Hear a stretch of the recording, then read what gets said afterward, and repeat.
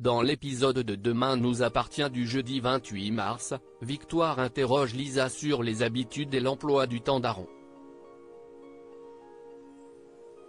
Lisa s'emporte et lui demande pourquoi elle pose toutes ces questions. Victoire lui explique ce qu'elle a découvert la veille. Si est-il le moment que choisit Aaron pour débarquer? Victoire s'en va et Lisa s'en prend à son compagnon.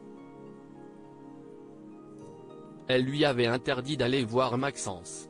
Au commissariat, Malik apprend à Martin que Maxence a été frappé avec une pierre et a été noyé. Martin se rend ensuite à l'hôpital pour avoir plus d'informations. Il croise Victoire qui semble mal à l'aise avec Aaron proche d'eux.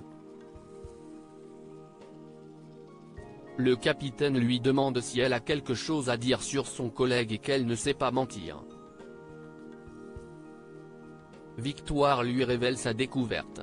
Martin demande à parler avec Aaron et à voir son badge de parking. Le médecin lui transmet mais sans son cordon qu'il prétend avoir enlevé. Martin lui demande de le suivre au commissariat. Le médecin est interrogé par Malik en compagnie de Simon, son frère avocat. Il assure avoir frappé un homme qui s'en prenait à une joggeuse puis être parti quand l'homme en question s'est relevé.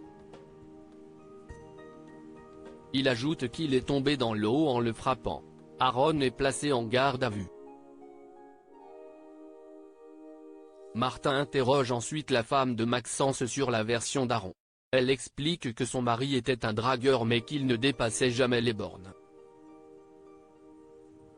Lisa débarque, en colère, au commissariat pour avoir des informations.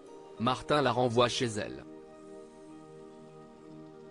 En fin de journée, Timothée entre dans le bureau de Martin pour lui apprendre que Maxence et Lisa ont travaillé ensemble à Paris pendant 3 ans. Jack et Ryan piégeurs piégé. Christelle est fière d'avoir récupéré les escarpins de Charlie. Cette dernière lui écrit pour lui dire qu'elle a bien ses chaussures avec elle et lui envoie même une photo. Soisic et François débriefent de leur soirée de la veille lorsqu'ils retrouvent les escarpins dans un sac plastique accroché à leur porte. François aperçoit la camionnette de Sylvain s'enfuir. Soisic comprend que c'est Christelle qui lui a volé ses chaussures et promet une vengeance. La médecin confronte Christelle qui nie en bloc. Nour surprend une discussion entre Christelle et Sylvain. Christelle se retrouve obligée de lui dire la vérité. Nour promet de garder le silence. Au petit déjeuner, Jack, Ryan et Jordan s'amusent avec un filtre qui prédirait la journée. Jack annonce à son frère qu'une personne de son entourage craque secrètement sur lui. Jordan s'agace et part. En réalité, le jeune homme explique à Ryan qu'il a inventé cette prédiction pour rapprocher Jordan et Violette. Plus tard, Ryan invente des trucs sur Violette auprès de Jordan. Le jeune homme prétend qu'elle parle dans son dos. Dans le même temps, Jack vient voir Juliette et prétend que Jordan parle dans son dos. Violette vient voir Jordan. Les deux jeunes s'engueulent puis comprennent qu'ils ont été piégés par Jack et Ryan.